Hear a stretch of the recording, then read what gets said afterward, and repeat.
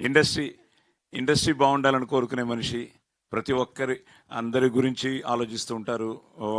మంచి సినిమా చేస్తే కంగ్రాచులేట్ చేస్తూ ఉంటారు. నాతో పోలీస్ స్టోరీనిచ్చి ఆయనతో నా ట్రావెల్ ఉంది.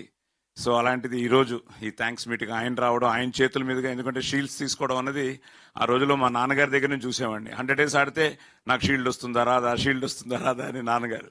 ఆ తర్వాత పోలీస్ స్టోరీ ఫంక్షన్కి ఎంత ఆనందపడ్డారంటే, బాబు నువ్వు హీరోగా షీల్డ్ తీసుకున్నావురా అని.